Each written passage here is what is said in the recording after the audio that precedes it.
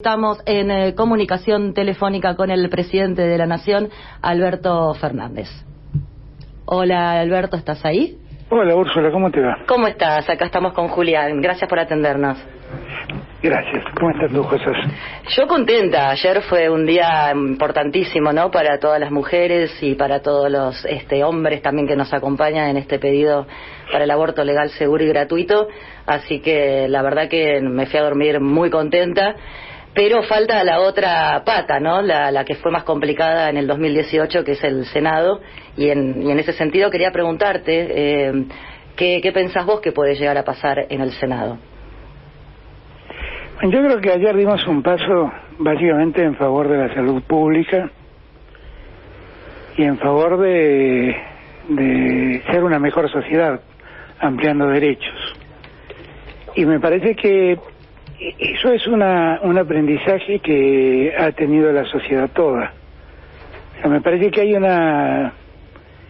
como una lectura distinta del tema a la que hubo en el 2018.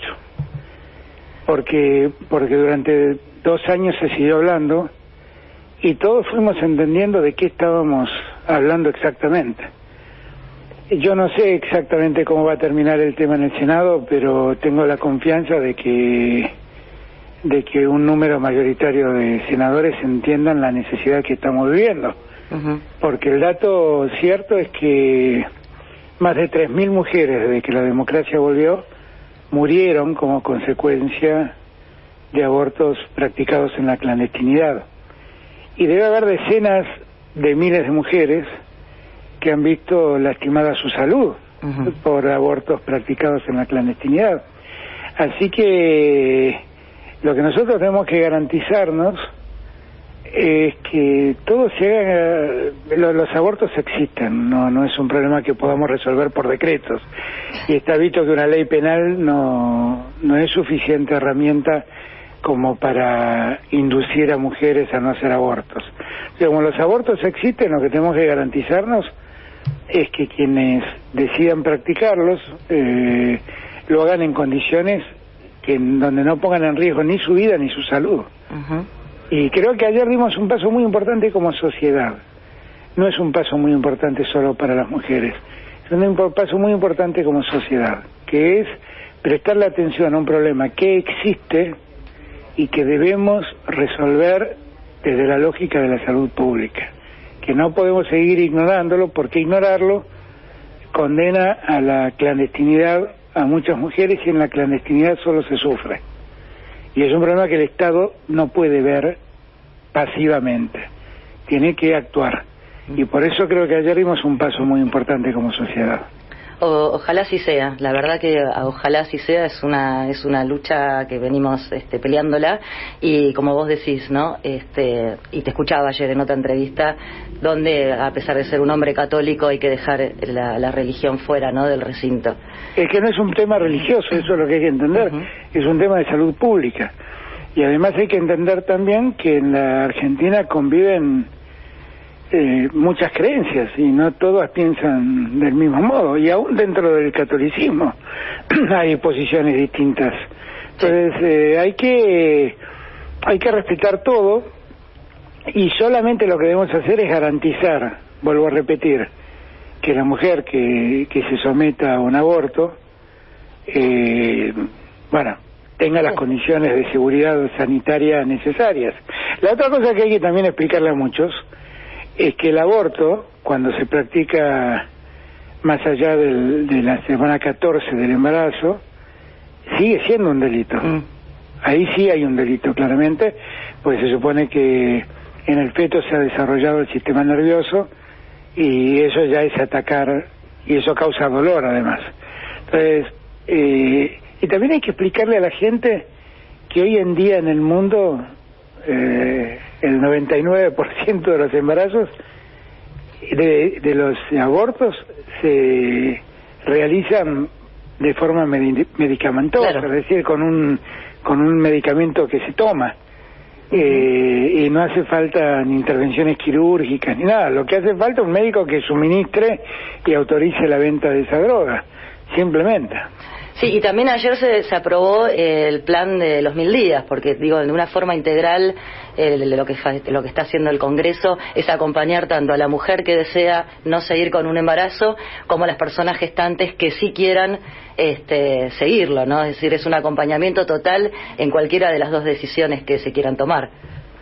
Y sí, porque yo he escuchado decir muchas veces también que muchas mujeres que no la están pasando bien económicamente y que se ven obligadas a frustrar su embarazo por falta de recursos. Uh-huh.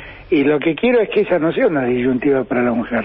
La mujer que quiera tener a su hijo, pues que lo tenga, y el Estado que le garantice no solamente lo necesario durante el embarazo, sino también durante la crianza de los primeros años de vida de quien nace, porque en esos primeros años la necesidad de que ese chiquito esté bien nutrido, esté bien alimentado, es esencial para el futuro de esa persona, porque allí, en esa edad temprana, es donde básicamente se va la alimentación, el modo como se alimentan, es determinante para su capacidad cognitiva en el futuro, uh-huh. Cognitiva, perdón, y me parece que eso es muy importante, y la ley de los 1000 días tiende a eso, tiende a garantizarle a la mujer que quiere tener un hijo que no sea la situación económica la que se lo impida.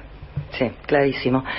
Ingresó en el Congreso hace minutos nada más el pedido de suspensión de las PASO para el año que viene, que fue presentado por el diputado tucumano Pablo Yelín, y lo firmaron también los legisladores de Chaco, La Pampa, Misiones, San Juan y Neuquén. Y en ese sentido ya sabemos que Cambiemos, a pesar de que hasta el año pasado pedían que se eliminaran las PASO, ahora ya dicen que no, que ahora las PASO tienen que estar. Quería saber tu opinión al respecto. La verdad que es un planteo más que nada de los gobernadores, y está fundado, por lo que me dijeron los gobernadores, en dos cuestiones. Y quiero aclarar que había gobernadores de Cambiemos también que me lo plantearon, como el gobernador de Corrientes o el gobernador de Jujuy. Ellos lo que plantean es que la pandemia no se ha superado y que por lo tanto cuanto menos necesidad tengamos de movilizar a la gente tras una elección, mejor va a ser. Pero que fundamentalmente podríamos aprovechar esos recursos que estamos destinando a las PASO a cubrir gastos que la pandemia nos exige, como por ejemplo la compra de vacunas. Y la verdad es que las PASO cuestan alrededor de 13.000 millones de pesos. Y claro, si eso lo pudiéramos derivar a otra cosa que en verdad estamos necesitando como gasto, bueno, creo que sería bienvenido, pero es una decisión que impulsan los gobernadores y que está en el Congreso. Yo ahí me voy a someter a lo que el Congreso diga. Claro. Alberto, que durante muchísimos años, desde que yo tengo por lo menos uso de razón, y más allá de los colores políticos de turno, cada poder que llegó justamente al gobierno y la sociedad, casi que me animaría a decir toda, hablamos de que necesitamos una reforma judicial. Sí. Pero llegado el caso, nunca es el momento, no se puede. Esto pasa desde, de verdad, vuelvo a repetir, desde que me acuerdo. Y finalmente hoy tenemos de nuevo este debate en la sociedad, con casos bastante, podríamos decir, como mínimo, que llama mucho la atención en cuanto a resoluciones legales, ¿no? Se plantea una reforma judicial, tiene media sanción del Congreso. Quería saber si va a seguir avanzando y por qué se ha frenado, digamos, el debate. Mira, Úrsula, el problema judicial es un problema que existe en Argentina y tiene muchas aristas. Lo que está en el Congreso es una reforma exclusivamente de la justicia federal, que hay que cambiar, hay que corregir, pero el problema judicial argentino va mucho más allá de la justicia federal. Uh-huh. La justicia federal es la que aparece en los diarios porque en sus manos están las investigaciones por corrupción y demás. Pero la verdad es que el problema judicial es un problema más agudo, más profundo, que tiene que ver, que empieza por la Corte Suprema, inclusive. Ayer en un reportaje yo trataba de explicar que son temas muy técnicos y por ahí a la gente le cuesta entenderlo. O por ahí a mí me cuesta explicarlo para el ciudadano común. Pero ayer tuvimos las conclusiones que la comisión de juristas que en su momento convoqué para analizar aspectos de la reforma judicial me dieron. Sí, como 1000 páginas. Que ya... Son conclusiones muy valiosas. Te aclaro que en los 4 días esos que tuvimos esta semana de feriados, aproveché para leerlos. Son conclusiones muy valiosas. En muy pocos temas se han puesto de acuerdo. O sea, hay generalmente 2 posiciones. 2 posiciones todas respetables y todas muy justificadas, que me obligan a mí a ver qué camino seguir. Ahora, lo que está claro es que todos me plantean cambiar las cosas, en un sentido o en otro, pero cambiarlas. Nadie me dice que todo sigue igual. Y entre las cosas que se plantean está esa facultad que tiene de algún modo la Corte, digo bien, que le permite decidir cuándo intervenir y cuándo no con cierta discrecionalidad. Y cuándo explicarlo y cuándo no. Claro, cuándo abrir un recurso y cuándo no abrirlo con total discrecionalidad. Y eso a mí me parece que es algo, pero absolutamente nocivo. Entonces, uno se encuentra que un día la Corte abre un per saltum, que para que la gente me entienda es un recurso que le permite a la Corte apropiarse de cualquier causa en cualquier instancia previa. La Corte es como que estira la mano y se la lleva y la investiga a ella. Y ya no hay ninguna instancia que deba investigarlo. Y eso lo ha hecho, por ejemplo, hace muy poco tiempo. Eso lo hace la Corte cuando ve situaciones de gravedad institucional. Y eso lo ha hecho hace muy poco tiempo para analizar el traslado de 3 jueces. En los últimos 10 años, la Corte utilizó ese per saltum solamente en 2 ocasiones. Cuando fue la ley de democratización de la justicia, que intervino y la declaró inconstitucional, y cuando se trató el traslado de estos 3 jueces. O sea, la Corte ve que hay gravedad institucional cuando se afecta en algo la justicia. Ahora, es verdad que la Corte tiene un nivel de discrecionalidad muy grande porque ese famoso artículo 280 del Código de Procedimientos Civil y Comercial expresamente dice que la Corte, según su sana discreción, podrá rechazar un recurso extraordinario. Su sana discreción. Sí. ¿Se entiende lo que estamos hablando? Sí, también podemos hablar de qué es su sana discreción. Exactamente. Hay gravedad institucional cuando trasladan a 3 jueces, pero la sana discreción le dice no intervengas cuando condenan a 5 años y medio de prisión a un ex vicepresidente de la República. Y yo acá no hablo ni de culpabilidades o inocencias, no estoy diciendo que sea inocente o que sea culpable el que está procesado en esa causa y condenado. Estoy diciendo que si había gravedad institucional con 3 jueces puestos con 3 jueces, bueno, como dice su sana discreción es rara. Claro, tu sana discreción debería decirte hay gravedad institucional también cuando estamos en presencia de un caso como este. Bueno, esas cosas lo que demuestran es que en la Corte Suprema la apertura de los recursos tiene un nivel de discrecionalidad pasmosa, que eso no puede tolerarse y seguir aguantándose, y que eso debe ser corregido, debe ser regulado simplemente, y eso inclusive va a ser en favor de la Corte. Y ahí quería ir, Alberto, ¿por qué crees vos que la Corte se siente como todo el tiempo perseguida, atacada, en vez de ella misma también, como Supremo Tribunal, proponer ideas, proponer cambios dentro de esa misma justicia, que no pueden decir que no se dan cuenta de que no está funcionando bien? Pero es que yo marco estas cosas no para entrar en una disputa con la Corte. Yo marco estas cosas primero para que el ciudadano común entienda de lo que hablo, porque si no si yo me pongo a hablar del artículo 280, todo es muy abstracto, nadie entiende nada. Pero para que todos entiendan de lo que estoy hablando, Bueno, miren, estos son los casos que a mí me preocupan. Estas son situaciones que a mí me preocupan. Porque cuando uno llega a fin de año, descubre que la Corte intervino en 20.000 casos.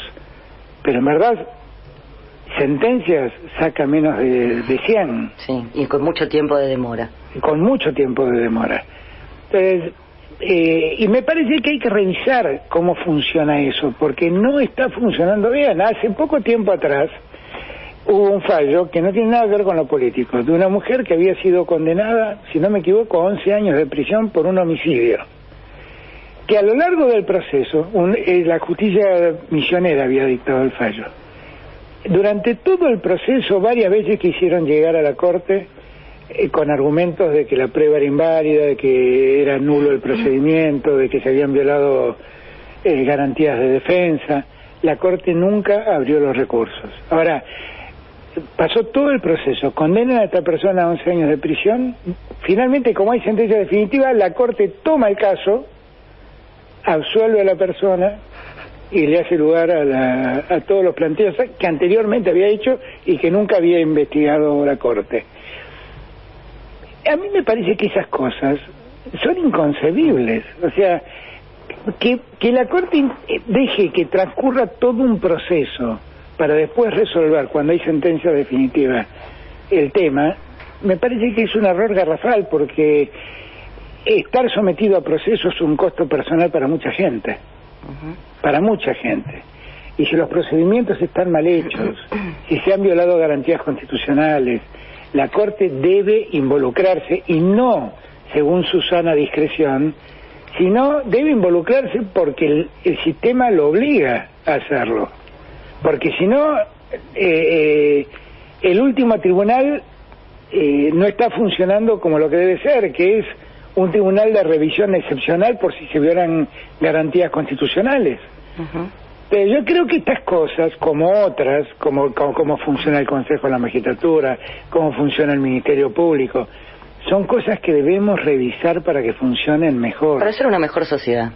Simplemente, o sea, en todos estos años de democracia, nosotros hemos visto como el Congreso Nacional o el Poder Ejecutivo Nacional se ha corregido y ha cambiado infinidad de cosas tratando de adecuarse a las demandas sociales. Qué sé yo, cuando empezó la democracia no existía la Oficina Anticorrupción, no existía la unidad de lavado de dinero, que controla el lavado de dinero, no existía el Defensor del Pueblo, no existía el Consejo de la Magistratura, no existía. Todas estas cosas se fueron cambiando desde la política por las demandas sociales. Ahora, la justicia no ha hecho nada de esto.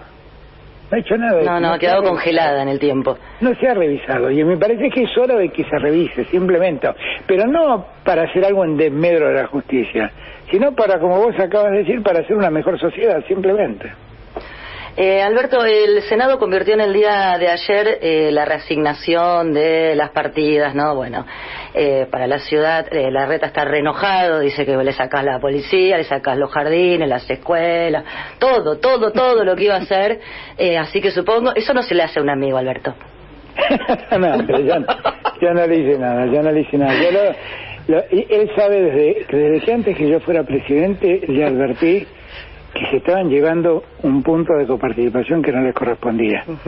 Pero fuiste claro, porque él está muy enojado. No, fui muy claro, y él lo sabe bien. Pero igual yo no estoy enojado, espero que entienda y se le pase, porque no tiene sentido que generemos una disputa por esto. La realidad es que lo que la ley dice es que cuando se crea la Ciudad Autónoma de Buenos Aires, muchas funciones que tenía la Nación se pasan a la ciudad. Por ejemplo, la Policía Federal. Bueno, resuelven pasarle a la Policía Federal. La obligación legal es que cuando pasás un servicio, tenés que pasarle los recursos. Esto es correcto, porque se supone que yo estoy cobrando impuestos para pagarle a la policía. Si la policía se la lleva a otra, esos impuestos que yo utilizaba para pagarle a la policía, se los tengo que dar al que tiene que pagarle a la policía en su nuevo destino. Entonces, si yo le paso a la policía, le tengo que pasar los recursos. Ahora, los recursos no es lo mismo que cederle 2 puntos de coparticipación. son dos cosas distintas. Está claro que los recursos demostraban, los recursos que necesitaba para pagar la seguridad de la Ciudad de Buenos Aires, representa aproximadamente un punto más en exceso, en defecto, o sea, le estamos pagando un punto más de coparticipación que él no utiliza para pagar la seguridad, utiliza para pagar otras cosas. Y entonces allí es donde empieza el conflicto, porque cuando él mismo dice, como nos han sacado estos recursos, nos vamos a quedar con menos escuelas, con menos hospitales, con menos jardines de infantes, pero si la plata no era para eso, la plata era solo para la policía. Claro. Yo quiero que todos entiendan, yo sé que es difícil por ahí entender esto, pero ¿quién le paga la seguridad a los correntinos? Los correntinos. ¿Y a los chaqueños? Chaqueños. ¿Y a los jujeños? Jujeños. Y a los porteños, bueno, todo, la nación, toda la Argentina. Claro, esto es lo que hay que entender. Ahora, como le pasamos eso, le pagamos la seguridad porque la ley manda. Pero es la seguridad que le pasamos, no es todo. No es todo. Sí, y tampoco hizo todo lo que dijo que ahora no iba a poder hacer durante 4 años, digo. Sí, no lo sé, yo lo que sí sé es que nosotros estamos cumpliendo con lo que la ley manda. Y que en todo caso, Horacio Rodríguez Larreta debería estar agradecido de que no le pidamos que nos devuelvan lo que cobraron durante 4 años y no les correspondía. Sí.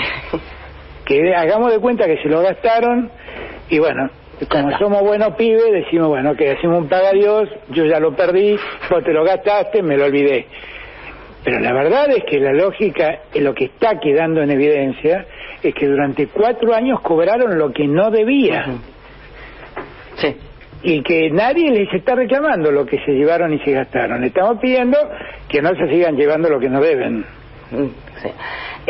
Alberto, el tema que tiene preocupados a muchos es el tema de las tarifas, ¿no? Porque sabemos que los grandes monopolios están pidiendo subas de tarifas, sobre todo aquellas que tienen que ver con los servicios de telefonía, de internet, de cable, que son aquellos también empresas que, hay que decir, en plena pandemia han tenido ganancias enormes, porque como se sabe, hay mucha gente que esta pandemia la llevó más a la miseria, pero también hizo mucho más ricos a muchos ricos. ¿Va a suceder esto? ¿Va a haber un aumento en estas tarifas? Mira, el tema de las tarifas hay que manejarse con mucho cuidado. Fundamentalmente porque las tarifas siempre deben estar vinculadas a los términos de riqueza de la sociedad de donde se brindan los servicios. Lo que ha pasado en la Argentina en los últimos años es que se olvidaron que en la Argentina vivían argentinos que ganaban los sueldos que los gobiernos de Macri disponían, pero cobraban tarifas como si fueran parisinos, que cobraban en euros. Nosotros lo que tenemos que tener son servicios que funcionen y que sean pagables por los argentinos. Y entonces tenemos que revisar esas tarifas. Yo creo que una de las cosas que la pandemia nos ha permitido es conocer exactamente quién es quién. Y entonces a partir de allí podemos pensar en diferenciar tarifas y ver cómo hacer que el que pueda pagar pague y el que no pueda pagar reciba el subsidio del Estado. Esta famosa discusión de la tarifa social siempre existió. En el año 2003 nosotros discutíamos este tema y siempre nos encontramos con problemas. Porque, por ejemplo, vos podías decir que de acuerdo a la localización pagaban tarifas sociales o no. Entonces, eso es una primera solución que suena muy simpática, porque decir, bueno, los barrios populares tienen tarifa social, los barrios Palermo y Barrio Norte no. Pero la verdad es que en Palermo y Barrio Norte vive mucha gente que tiene un departamento de un ambiente y vive de un sueldo. Y no son millonarios, no son potentados. Totalmente. Y también te dicen, bueno, entonces si no es así, veamos por el consumo. Los que más consumen, que pagan más. Bueno, pero eso es muy delicado, porque en los barrios populares, por ejemplo, en el invierno, mucha gente se calefacciona con estufas eléctricas, y eso consume mucha energía. Ahora, siguen siendo barrios carenciados, barrios humildes, y gastan mucha energía, pero precisamente porque allí no llega gas, y entonces tienen que recurrir a la energía eléctrica para calentar los ambientes. Entonces, Ese problema nosotros ahora lo podemos resolver de otro modo, porque la pandemia nos permitió conocer quién es quién. Ahora ya sabemos todos quiénes somos, cuánto ganamos, qué ingresos hay en cada familia, y podemos diferenciar al que puede pagar y al que no puede pagar. Entonces yo diría que hay como 3 estratos. Un estrato que está en una situación de emergencia, que generalmente reciben ayuda del Estado con planes sociales, viven en barrios muy populares. Toda esta gente tiene que tener una tarifa social donde el Estado subsidia una parte muy importante de esa tarifa.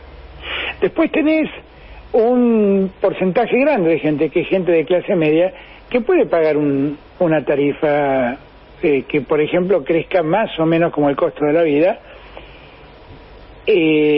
pero obviamente no puede pagar, como es hoy, una tarifa dolarizada. Eso ya, bueno, nosotros ya lo suspendimos en su momento, eso nunca más volverá a ser. Sí, esos entonces, números que llegaban a las pymes de 70.000 pesos de luz. Eso nunca más volverá a ser. No puede ser que nuestra energía esté dolarizada. Ese grupo de gente, bueno, podrá pagar una tarifa razonable que tenga que ver con sus ingresos. Y finalmente hay un grupo de gente en la Argentina que puede pagar la tarifa plena, porque tienen casas importantes, porque tienen permanentemente sus casas iluminadas o con energía eléctrica, o piletas calefaccionadas. Bueno, esos pueden pagar la tarifa plena. Yo creo que ahora podemos hacer una diferenciación tarifaria y que cada uno pague lo que puede razonablemente pagar. Igual esto hasta marzo no va a haber novedades, porque nosotros tenemos que pasar todo un proceso de audiencias públicas y demás, y lo que sí vamos a hacer es tratar de que la tarifa vuelva a ser algo razonable para el bolsillo de los argentinos. Perfecto. Eso seguro. Y hablando de aquellos que sí pueden pagar la tarifa plana, que muchísimos menos, hablamos del 0,02% de la población, y ahora es ley el aporte por única vez por la pandemia, ¿crees que lo van a judicializar? Quienes tengan que aportarlo. Yo lo que creo es que deberíamos esperar un poco y analizar el tema de otro modo. Yo creo que ha sido como mal planteado el tema, con toda franqueza, no la ley con la que comparto 100%, sino que mediáticamente ha sido planteado mal el tema. El tema está planteado como una suerte de venganza hacia los ricos. Es como que, bueno, nos vengamos y le sacamos la plata a los ricos. No ese es el sentido. El sentido es que estamos viviendo una situación excepcional, única, que es la pandemia. En la pandemia mucha gente se empobreció y mucha gente le está pasando mal, y el Estado fue en socorro de mucha de esa gente.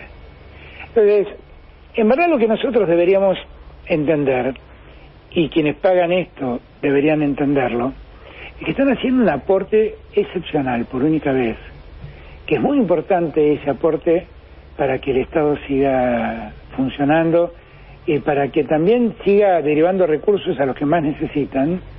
Y lo que deberíamos estar todos es muy agradecidos a los que hacen ese aporte. Muy agradecidos. Porque finalmente están colaborando socialmente. Pero el problema es que todo está dado vuelta. Y los que aportan se sienten que le están robando la plata. Y frente a semejante actitud, los otros dicen, bueno, que los ricos paguen alguna vez. En verdad, deberíamos cambiar la lógica con que esto está planteado. Esto está planteado como una norma excepcional, donde se le pide a los que más pueden que ayuden a los que menos. Y que está pasando en el mundo, además, ¿no? Alemania ya también lo hizo durante 5 años, ahora el Reino Unido es el que está pidiendo también por única vez. Esto es muy usual en el mundo, pero es muy usual en el mundo. Vos, cuando a mí me ha tocado dar clases y charlas en muchas universidades, y por ahí entras en un aula que se llama Úrsula Vergés, y vos decís, ¿y esto qué es? Y bueno, no, es un aula que pudimos construir gracias al aporte de una persona que colaboró y puso, y la verdad la sociedad se lo reconoce, y nosotros deberíamos reconocerle a todos los que están haciendo este aporte que lo hagan, pero el problema es que el que hace el aporte está enojadísimo porque tiene que hacerlo. Sí. Y entonces no se percibe así. Por eso digo que hay que cambiar como la lógica de todo esto. Sí, y muchos que no lo tienen que pagar igual también están enojados, no sé, digo, pues es muy poquita la gente. Eso es porque algunos son más papistas que el Papa. Alberto, creo que fue en julio que hablamos la primera vez, sí. Y por primera vez yo te escuché en una entrevista hablar del cannabis medicinal. En este programa le damos mucha importancia porque además hablamos muy seguido con mamás y papás que cultivan para sus niñas que tienen y que padecen distintas enfermedades. Bueno, ya por suerte se cambió el reglamento, se va a permitir el autocultivo, todavía faltan definir muchísimas cuestiones que no te voy a preguntar porque seguramente no te corresponde. Agradecerte este cambio de reglamento para todas las familias, y a mí me llegaron muchísimos mensajes ese día de papás y mamás muy emocionados, y hace muy poquito la mismísima ONU reconoció oficialmente las propiedades medicinales del cannabis y sacó de drogas peligrosas de la lista, ¿no? En ese sentido, y con la posibilidad de crecimiento que vamos a necesitar, y después de esta pandemia sobre todo, ¿ves posibilidad de que la Argentina pueda tener un cannabis industrial? Bueno, pero yo creo que cannabis, estás hablando de la producción de para hacer ropa, para hacer No, yo creo que todo eso es una posibilidad que se abre. Sí. O sea, creo que la reglamentación rompió un tabú. Uh-huh. Y todos empiezan a advertir las ventajas que el cáñamo ofrece, que no es solamente, como muchos piensan, lo recreativo de la marihuana. Totalmente, que es casi lo más pequeñito. Claro, exactamente. Además, es una semilla que es distinta a la de semilla que la que produce la marihuana que se fuma. Exacto. Y que efectivamente, yo lo he aprendido hablando con gente y con expertos en el tema. Es una planta muy valiosa en todo sentido, porque no solamente nos ofrece la posibilidad de ese aceite, que es muy sanador para muchas enfermedades, sino que también el cáñamo tiene la virtud de hacer más rica la tierra, uh-huh. Y el cáñamo además puede ser utilizado para tejidos y para hilados, para uh-huh. La industria textil. Yo no lo sabía, pero las viejas velas de barcos, de las fragatas, claro. Las carabelas de Colón y demás, se hacían con cáñamo, con hilo de cáñamo. Entonces, allí también hay una posibilidad de desarrollo industrial muy fuerte. Claro. Por eso lo preguntaba, y sobre todo con la necesidad que vamos a tener como país. Por ejemplo, en California hoy la industria del cáñamo, no recreacional, la industria como industria supera la del maíz. Claro, porque es una alternativa como novedosa que está apareciendo. La verdad de novedosa no tiene nada, porque te das cuenta que... Sí, lo sabía Colón. Estoy hablando de que que las fragatas usaban en sus velas hilado de cáñamo. Te darás cuenta que novedoso nada, pero lo cierto es que dejó de producirse. Y se volcaron a otro tipo de fibras como el algodón, y capaz que ahora podemos empezar a pensar en eso. Me parece que ahí se abre una posibilidad muy clara, y que bueno, que hay que indagarla y ver si conseguimos gente que se interese en invertir en eso. Perfecto. Alberto, cuando asumió Mauricio Macri, dio de abajo la ley de medios, y hoy asistimos a medios con mucha fake news, con medios muy potentes, hegemónicos, muy hasta además agresivos, incluso en sus formas.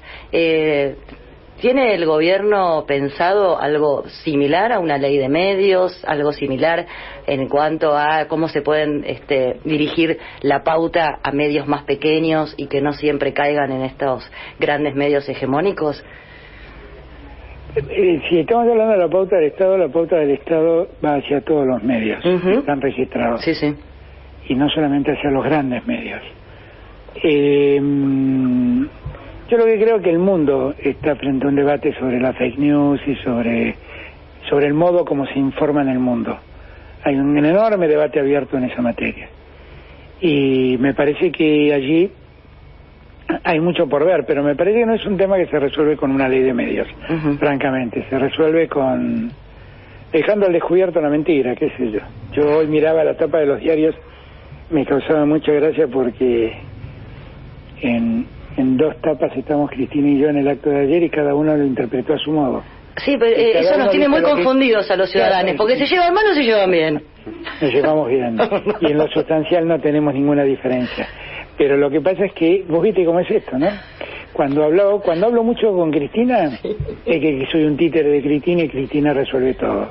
Si no hablo con Cristina es un problema institucional enorme. Entonces, vos no sabés qué cuerno quieren, porque en el fondo lo que dejan en evidencia, lo que quieren es que Cristina y yo estemos divididos, y lo que quieren es que esto no funcione. Entonces cualquier cosa que hagamos, está claro que ellos la van a presentar de tal modo que sirva para eso. Ahora, yo me da la impresión que la gente se está empezando a dar cuenta de eso, porque es como muy notable, ¿no? Es muy notorio. Sí, es casi, sí, es un poco, para algunos sí que sí. Y es como grotesco, ya se nota mucho. Bueno, hablan de cuánto calza. Le dice, sí, hizo mucho daño, Cristina, a un montón de gente, que no la pueden soltar, ¿no? De alguna manera. Pero si todos queremos vivir en un país mejor, y en un país que funcione de otro modo, la verdad es que el odio no es un buen camino para alcanzar ese país, Si queremos vivir en una sociedad donde nos respetemos, una sociedad donde cada uno piense como quiera y el otro escucha y respeta y da su opinión, la verdad es que el odio no es un buen mecanismo. Y la verdad que sembrar odio todos los días es un muy mal mecanismo. Sí, claro que sí. Y mucho daño le ha hecho ya a la sociedad. Sí, eso, claro, ¿no? ya a esta altura deberíamos... yo no soy... Por eso te preguntaba, porque tanto tiempo con estos medios tan concentrados, 24 horas al día, hablando de tu relación... Pero también es cierto, Úrsula, que han aparecido en este tiempo muchos otros medios alternativos que seguro que no tienen la dimensión de ellos, pero que empiezan poco a poco a aparecer como alternativas, que son finalmente lo que se está buscando. Y hoy en el dial tenés un espectro mucho más amplio para escuchar. Ahora la distancia, que también ocurrió en aquella entrevista en el mes de julio, ¿qué mirada tenés sobre lo que está pasando y pasó con Vicentín? No, la misma. Creo que cometimos un error inicial cuando quisimos tomar esa medida, que después de tomarla y empezamos a ver en detalle nos dimos cuenta que lo único que vamos a hacer es hacerle un favor a los que habían llevado a la empresa a esa situación, y la verdad que viendo lo que está pasando solo corroboro que ellos generaron esa crisis en la empresa y nunca pudieron levantarla. Sí, y cada vez está peor. Alberto, acá mi compañero Julián Fava te quería hacer una pregunta. Dale. ¿Qué tal, presidente? ¿Cómo le va? Muchas gracias Muy bien, muchas gracias por estos minutos con FM La Patriada. No. Y ayer se cumplieron 37 años del retorno de la democracia en la Argentina, y un nombre que usted menciona mucho es el de Raúl Alfonsín. Y quería preguntarle justamente cómo ve el futuro, para decirlo de un modo grandilocuente, doctrinario, usted viendo del peronismo, en esta articulación virtuosa, creo yo, ¿no?, entre la tradición alfonsinista y la tradición del peronismo. A ver, Alfonsín decía que con la democracia se come, se educa y se cura. Y yo sigo creyendo lo mismo. También sé que la democracia no ha alcanzado para que todos estén curados, para que todos estén educados y para que todos coman. Y esa es una deuda que tenemos de la democracia. Ahora, sigo creyendo que es con democracia que ese problema se resuelve. Alfonsín fue un hombre a quien yo conocí y traté, y con quien trabajé. Y es un hombre que realmente tenía valores éticos enormes. Y eso es lo que yo más rescato de él, sus enormes valores éticos. Le tocó gobernar en un tiempo muy difícil y el final de su mandato fue muy complejo, económicamente hablando, fundamentalmente. Yo creo que a esta altura nosotros, de cada hombre que pasó por la democracia, seguramente tendremos cosas para rescatar y considerarlas valiosas y aprender, y también experiencias que debemos rechazar absolutamente, porque están vistas, ¿no? Los que soñaban, por ejemplo, con el gobierno de los empresarios exitosos, ya hoy deben decir, ya está, no soñemos más, porque cuando los empresarios exitosos llegan al gobierno, solo llenan las arcas de sus familias. Entonces, me parece que son experiencias que poco a poco hemos vivido y que bueno, nos van nutriendo para ser mejores, y que hay que aprenderlas. Yo soy un peronista que siempre respeto mucho a Alfonsín, porque soy un peronista que, como Alfonsín, cree mucho en el buen funcionamiento de la República y de las instituciones. Como soy peronista, soy muy vehemente cuando me quejo del funcionamiento de las instituciones. Los radicales suelen ser más tranquilos. Y lo que creo que como peronistas que somos, siempre tenemos esa vocación por hacer una sociedad distinta y con más justicia, y por eso somos como más vehementes cuando planteamos las cosas.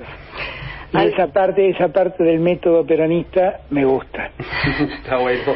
Alberto, retomo una cosita de Vicentín que a mí me quedó por lo menos la duda de aquella entrevista, porque creo haber entendido que a principio de año fueron los propios CEOs de Vicentín. Así fue. Que fueron a pedirte a vos cierta ayuda. Con lo cual, porque después se generó mucha polémica, que se habían equivocado, que no. Cuando vos decís que te equivocaste, ¿te estás refiriendo a la comunicación de lo que estaba sucediendo con Vicentín o al intento de la intervención? No, yo lo que creí es que a mí me llegó el planteo de los accionistas, de un señor llamado Nardelli, que ha fallecido, del gobernador de Santa Fe, que lo que me planteaban era que era una empresa muy importante, que su caída iba a generar un enorme daño a la economía de Santa Fe, que era una empresa que se podía rescatar, y que rescatada podía ser una empresa testigo del Estado, como es YPF en el mundo de los hidrocarburos. Esta podía ser una empresa testigo del Estado en el mundo de las cerealeras. Y por eso avanzamos, porque todo me parecía razonable. Pero cuando la realidad hizo que avancemos, lo que fuimos detectando es que esto no era así. Claro. Que en verdad nos estamos haciendo cargo de una enorme deuda de personas que habían manejado de un modo inescrupuloso la empresa. Claro. Y que, haciendo lo que queríamos hacer, lo único que íbamos a hacer es hacerle un favor a los que habían destruido la empresa, y no necesariamente hacerle un favor a la Argentina, porque eso hubiera hecho que la Argentina, todos nosotros, paguemos las deudas y las inconductas de un grupo de pícaros. Claro, claro, se encontraron con que no era que estaban necesitando ayuda, sino que... Alberto, ayer cumpliste un año de gobierno. Nosotros también cumplimos un año, porque Factor V nació con tu asunción y la de Cristina. Balance de este año tan complicado, ¿no? Porque económicamente veníamos de la macridemia y ahora nos agarró esta otra macridemia. Me gusta. Está bueno, está muy bueno.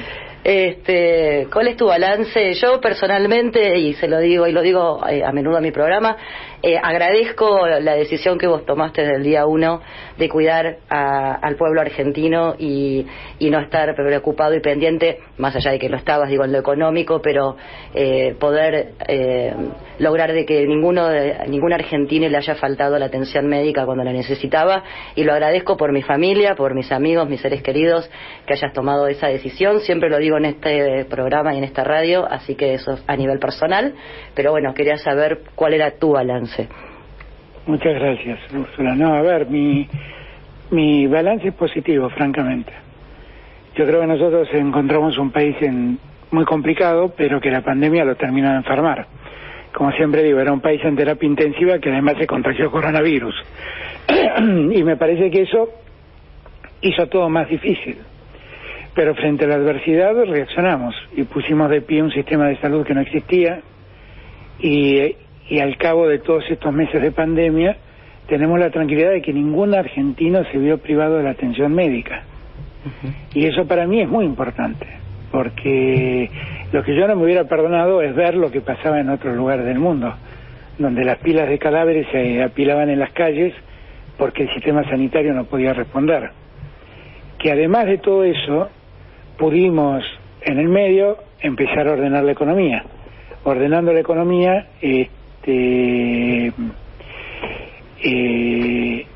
ordenando la economía y pagando las deudas que teníamos con los acreedores privados, hemos empezado a poner orden en la situación económica. Y en el mundo todos les llama la atención que en el medio de la pandemia la Argentina haya podido pagar esa deuda, renegociar esa deuda, y que además haya conseguido que al cabo de 10 años deba 38.000 millones de dólares menos. La gente no lo percibe, pero si el Estado no hubiera estado presente, la indigencia que hoy tenemos, que es muy alta, del 10%, si el Estado no hubiera estado presente, la indigencia sería del 27%. Si el Estado, hoy tenemos 44 puntos de pobreza, pero si el Estado no hubiera estado presente, la pobreza sería 10 puntos más alta. Todo esto, la pelea contra la pandemia, el ordenamiento de la deuda con los acreedores privados, el garantizar que todos accedan a los recursos y a los alimentos necesarios en una situación muy compleja del país. Esos son 3 logros muy importantes. En el medio nos dimos tiempo para poder avanzar con leyes de ampliación de derechos y vinculadas a la salud pública, como la ley del aborto, reglamentamos el cannabis, hicimos un sinfín de cosas que cuando yo reviso para atrás me doy cuenta que hicimos muchísimo. Ahora, ¿esta es la Argentina soñada? No, definitivamente no. La Argentina que sueño es otra, con más igualdad, con mejor distribución, con menos pobreza, con más trabajo, con más inversión. Todo esto es lo que sueña, pero tenemos que ir saltando vallas. La valla de la pandemia es una valla altísima, altísima. Que nosotros seamos el primer país de América Latina que tiene fecha cierta para empezar a vacunar, fue un esfuerzo enorme. ¿Puedo ser la tercera después de vos y Ginés? Bueno, lo charlamos, pero vos no estás en edad de riesgo, a vos te falta mucho para estar en edad de riesgo. Pero soy esencial. Sos esencial.